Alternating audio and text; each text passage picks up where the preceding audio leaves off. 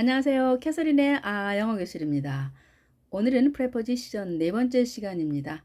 그동안 배웠던 3시간에 걸쳐 배운 프레포지션 개념과 종류 다 파악하고 계시죠?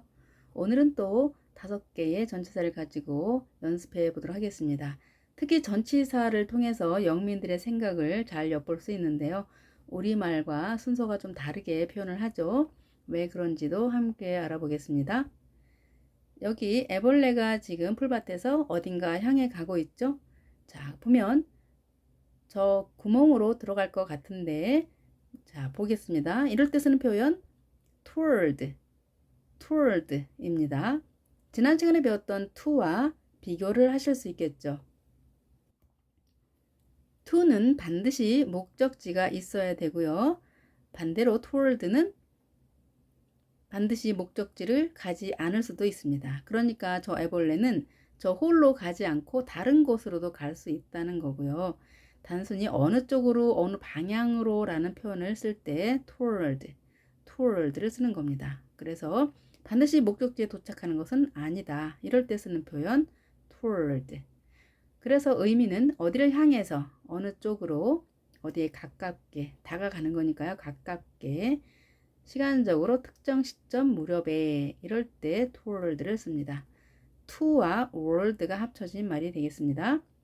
형용사적 의미로도 쓰이는데요. 임박해 오는, 진행 중인 이렇게 의미를 해석하기도 합니다. 예문 볼까요? They are going toward the river. 그들이 가는 중입니다. 어딜 향해서? toward. 자, toward가 먼저 와야 되죠. 우리는 강을 향해서 라고 해서 향해서가 뒤에 올 겁니다. 하지만 영어는 가는 중인데, 자, 그들이 가면서 방향이 먼저 설정이 돼야 강으로 갈지 산으로 갈지 정해지겠죠. 그래서 toward가 먼저 놓이게 되는 겁니다.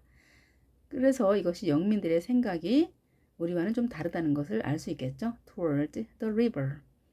우리말로는 그들이 강을 향해 가는 중이야. 이렇게 해석이 되는 거죠. 두 번째, he turned toward me. 그가 돌렸습니다. toward, 어딘가를 향했겠죠. 돌려서 어느 방향을 향해서. 그리고 그 대상이 나를 향해서 몸을 돌렸다. 혹은 고개를 돌렸다. 눈을 돌렸다. 이럴 때 쓰는 표현이 되겠죠. turned toward me. 자, 영어 단어, 어순을 잘 보시면서 영어 문장 익히시기 바랍니다. 자, 이런 순서대로 그대로 쓰면 영어 문장이 되는 거고 말을 하면 회화가 되는 거겠죠. The first is love toward yourself. 자, 우선은 첫 번째는 입니다. 사랑입니다. 그 사랑이 자, toward 어디를 향하여 있습니까?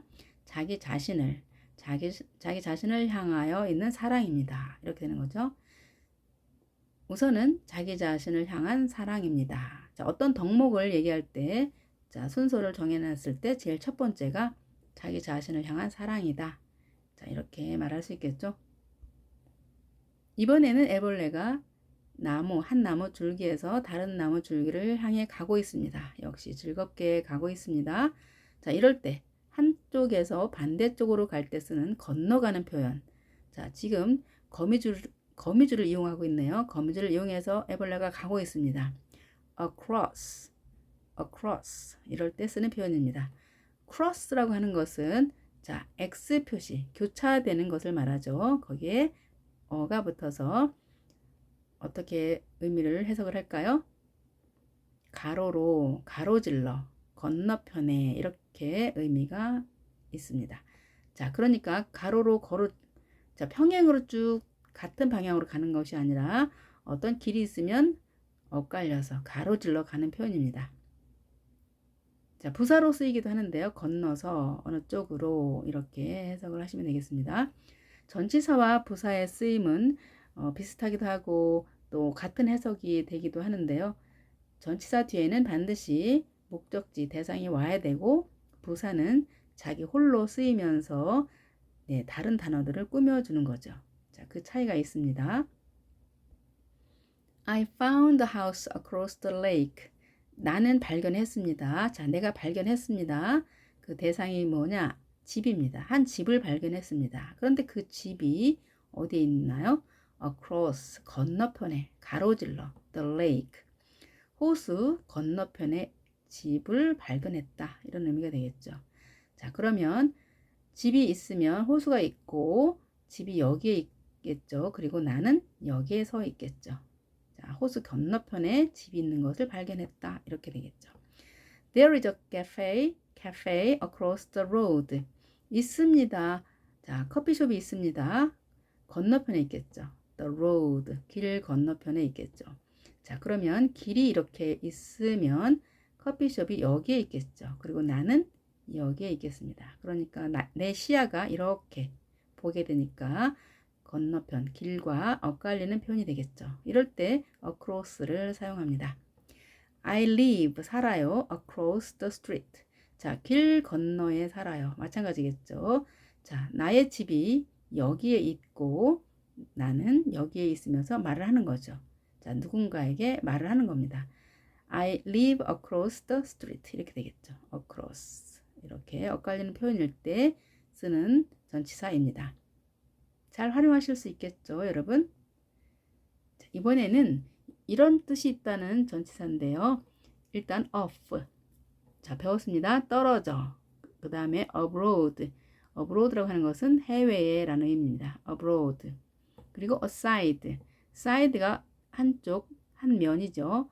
자, 별도로. 자, 떨어져의 의미, 어가 붙어서 aside, 별도로. 그 다음에 elsewhere, 다른 곳에. else, 다른, where, 어디라고 하는 거니까요. 다른 곳에. absent, 없는, 결석한 이런 의미가 쓰이는 전치사인데요. 이런 모든 의미가 들어있는 것이 away입니다. 지금 그림을 보면 애벌레가 맛있게 사과를 먹고 어디 멀리 지금 가고 있죠. 뭔가 떨어져 가고 있죠. 이럴 때 away를 씁니다. 자, off의 의미, abroad의 의미, aside의 의미, elsewhere, absent의 의미가 있습니다. 자, 우리말로 해석을 하자면 어디 떨어져서 다른 데로, 지금 다른 데로 가고 있죠. 다른 방향으로 또 사라져 끊임없이 계속해서 열심히라고 하는 의미도 있습니다. 또 명령문일 때는 away 하면 당장 곧 이런 의미도 쓰이고요. 자, 속어로 쓰일 때 훨씬이라는 의미로 쓰인다고도 합니다. 때로는 형용사로 쓰이거나 명사로도 쓰이는데요. 형용사일 때 원정에서의, 자, 이 말은 자, 우리가 운동 경기할 때, 축구 경기할 때 해외에 나가서도 하고, 자, 국내에서도 하죠. 이럴 때 원정 경기라고 할 때 away game. 자, 국내에서 하는 것은 home game 이렇게 말할 수 있죠. away를 원정이라는 의미도 쓴다는 것 알아두시기 바랍니다. 뭔가 이탈되고 떨어지고 멀어지는 느낌일 때 away입니다.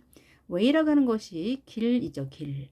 자, 길에서 떨어지는 이런 느낌이죠. 그리고 물론 way는 길, 수단, 방법 이런 여러 가지 의미로 쓰이기도 합니다. 일단 길입니다. 자, 길에서 떨어져 나간 이런 의미로 away. 잘 익혀두시기 바랍니다. 예문 보겠습니다. 자, 그런데 away는 사실 전치사보다는 부사로 더 많이 사용됩니다. 자, go, 가라. away, 자, 떨어져서 가라라고 하니까 어떤 걸까요? go away, 가버리다. away는 어딘가 떨어져 가는 거니까요. 자, 없어지는 거가 되겠죠. 또는 go away, 상대방에게 얘기하면 가버려, 없어져 버려, 뭐 꺼져 버려 이런 의미로 쓰겠죠. 또는 휴가를 내서 집을 떠날 때도 go away, 어딘가를 갈 때 go away 쓸 수도 있습니다. put the toys away, 자, put 어디 놓다, 장난감들을 놓다, away. 자, 치워서 놓다죠. 떨어져 놓다라고 하는 거니까 장난감을 치우세요. 장난감을 없애세요. 자, 어디다 정리 정돈을 따로 하라는 얘기죠. 자, 눈앞에 보이게 하지 말고 안 보이게 치워라 이런 얘기가 되겠죠. Could you put your phone away, please? 자, 질문합니다. 해주시겠어요? put 놓아주시겠어요? 당신의 폰을 어디에? away. 자, 안 보이는 곳에 떨어져서 놓아주시겠어요? 라고 예의 바르게 표현하는 거죠. 그러니까 핸드폰을 좀 치워주시겠어요? 이런 의미가 되겠죠. Take it away. 자, 많은 뜻이 있는데요. take는 가지다입니다. 자, it가 여기서 그것이 뭔지는 모르지만 대화의 상황에 따라 내용이 달라지겠죠. take it away, 그것을 away, 자, 떨어지게 해야 되겠죠. 그것을 가지고 가서 안 보이게 하라라고 하는 거니까 그것을 좀 치워라, 그것을 좀 가져가라, 또는 그것을 좀 없애라, 이런 다양한 의미가 되겠습니다. The beach is a mile away. 자, 해변이 있습니다. 1마일 있는데요. 어떻게 해요? away, 떨어져 있습니다. 해변이 1마일 떨어져 있습니다. 자, 어느 대상인지는 모르지만 아무튼 여기서든 혹은 우리 집에서든 이런 의미로 되겠죠. The beach is a mile away. 자, 이렇게 away를 활용하실 수 있습니다. 뒤에 대상이 없으면 대부분 부사의 의미로 쓰인 겁니다. 자, 이번에는 애벌레가 가까이, 무언가에 가까이 가고 있는데요. 사과를 먹으려고 가까이 가고 있습니다. 이럴 때 쓰는 표현 near, near. 자, 비슷한 뜻으로 close to, close가 가까이 다가가다 또는 문을 닫다, 여러 가지가 의미가 있죠. close to는 이동의 의미가 있으니까 close와 합쳐서 close to, 또는 가까이 가면 또 바로 옆에 있게 되겠죠. 그래서 by의 의미도 있는 겁니다. 의미는 어디 가까이, 가까이에, 옆에, 이런 의미가 되겠죠. 근처에. 자, 이렇게 해석하시면 되겠습니다. 자, 그런데 nearby, 자, near과 by가 붙어서 형용사 또는 부사로 쓰입니다. 이때는 전치사가 아닌 형용사라는 거, 근처의, 가까이에 있는, 이런 식으로 해석을 하죠. 또는 가까이에로 부사로 해석할 수도 있고요. 예문 볼까요? His house, 그의 집이 있습니다. Very near my house. 자, 그의 집이 있는데요. 자, very 나중에 해석해 볼까요? 가까이에 있습니다. 그 가까이 대상이 누구냐면 나의 집이죠. 그의 집은 나의 집 가까이에 있습니다. 이렇게 번역이 되겠죠. 우리는 나의 집 가까이라고 뒤에 번역하는데 영어는 전치사가 앞에 놓이기 때문에 near my house 이렇게 되겠죠. 그리고 very는 매우 가까이에 있다라고 하는 거니까요. 아주 가까이 있다, 강도의 의미로 쓰는 거겠죠. 없어도 되는 표현이 되겠습니다. He lives near the hotel. 그는 삽니다. 가까이에 삽니다. 그 대상이 어디냐면 호텔입니다. 이렇게 전치사의 위치를 잘 활용하시기 바랍니다. He lives near the hotel. 자, 우리가 그는 호텔 가까이 살아요 라고 우리말식으로 한다면 he lives, 자, 아니죠. he the hotel near lives. 우리말 쓰는 그렇죠. 그런데 영어는 주어 다음에 반드시 그의 행동이 오기 때문에 he lives. 그 다음에 방향 제시가 돼야 되겠죠. near. 그 다음에 대상이 오는 겁니다. the hotel. 이렇게요. 자, 이런 훈련이 반복적으로 열심히 여러 번 되어야 영어 문장이 자연스럽게 우리의 생각과 좀 다르게 완성이 되는 거니까요. 연습만이 영어를 잘할 수 있는 비결이 됩니다. Do you live near here? 물어보는 거죠. 너는 살아요? 당신은 삽니까? 근처에. 그 근처가 어디냐면 here. 자, 여기 근처에 삽니까? 이 근처에 살아요? 라고 묻는 거죠. They live a nearby town.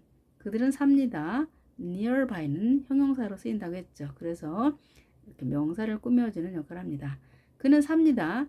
근처의 도시에, 근처의 마을에 삽니다. 이렇게 표현하는 거죠. 근처의, 근처에서 마을에, 이렇게 하면 해석이 안 되겠죠. 형용사적 용법을 보여드렸습니다. 자, 이번에는 애벌레가 그루터기를 향해서 어떻게, 자, 이제는 움직이지 않고 그루터기 옆에 그대로 있는 겁니다. 다른 애벌레가 겁을 먹고 있지만, 자, 파란 애벌레는 움직이지 않고 그 옆에 있는 겁니다. 이럴 때 beside, 있다, side 옆에. 자, 그루터기 옆에 있게 되는 거죠. 이럴 때 쓰는 표현 beside는 by와 같은 의미가 되겠죠. by. 그 다음에 next to. 자, next는 옆에라는 의미도 있는데요. 다음이라는 의미도 있죠. 그 옆에. 자, 이동이 돼야 되니까요. 이럴 때 쓰는 표현 next to는 여러 사람이 이렇게 줄을 서 있다면 next, 자, 이렇게 이게 다음 이런 표현이 되겠죠.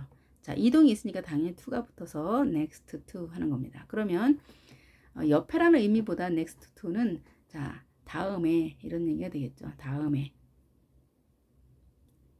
자, 의미는 뭐뭐 옆에, 뭐뭐에 비해서 이런 표현으로 씁니다. He sat down beside the tree. 그가 앉아 있습니다. sat down beside 옆에. 앉아 있는데 어디냐면 옆입니다. 옆이 먼저 오죠. 그리고 나무 옆에 앉아 있습니다. There is a rabbit grazing beside the pond. 있습니다. 토끼 한 마리가 있어요. grazing. 자, 나중에 배우는 용법인데요. 풀을 뜯고 있습니다. 어디에서? 옆인데요. The pond. 연못 옆에서. 우리말은 연못 옆에서. 영어는 옆에서 연못. 이렇게 된다는 거죠. There is a rabbit grazing beside the pond. 이렇게 문장을 완성하시면 되겠습니다. He is beside her. 자, his는 he is의 준말이죠. 그가 있습니다. beside 옆에. 옆에 대상 her 이렇게 하면 되겠죠. He is beside her. 그녀 옆에 있습니다. 우리말로는 이렇게 또 해석이 되겠죠. wait beside 기다려 명령입니다. 명령문은 항상 명령이라는 것은 항상 상대방이 하는 거죠. you한테 하는 거죠. 따라서 당연한 것이기 때문에 you를 생략해서 명령문을 표시합니다. 너 여기서 기다려. 너희들 여기서 기다려. beside 옆에. 그렇죠? 옆에서 기다려. 이런 의미가 되겠죠. 옆에서 기다려. 자, 이번에는 그림이 두 개가 있습니다. 시간을 나타내는 의미 spring, summer, fall, winter.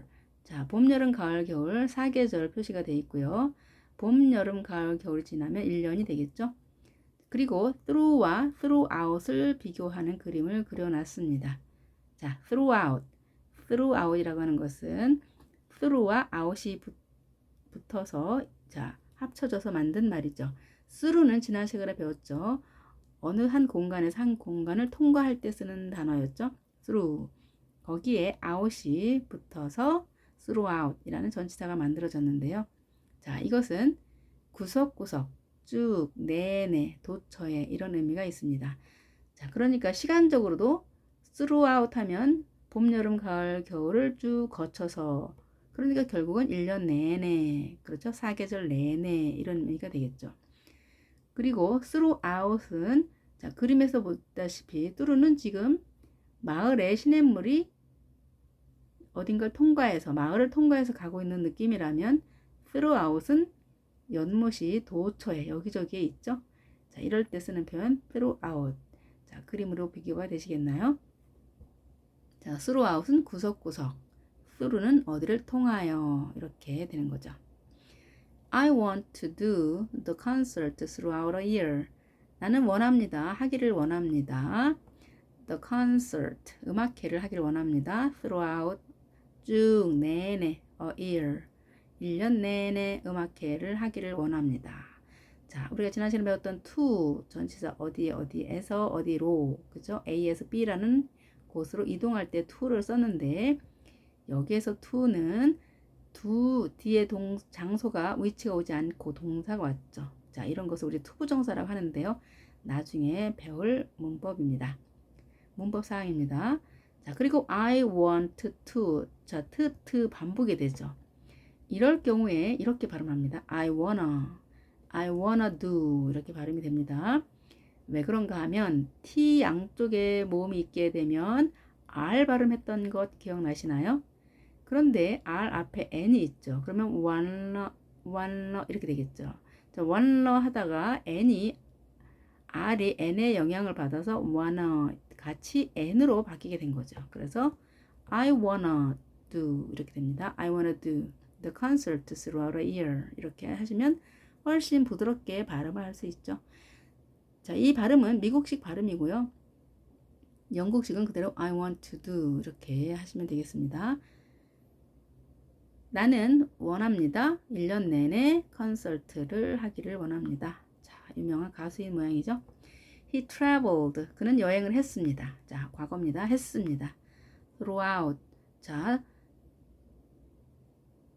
시간이 오면 1년 내내 쭉인데 뒤에 the country. 나라가 왔죠. 국가가 왔죠. 나는 그 나라를 쭉 여행했다라고 하는 의미는 나는 그 나라를 여기저기 샅샅이 다니면서 여행을 했다. 이런 의미가 되겠습니다. 여기저기 갈 곳이 많았던 모양이죠.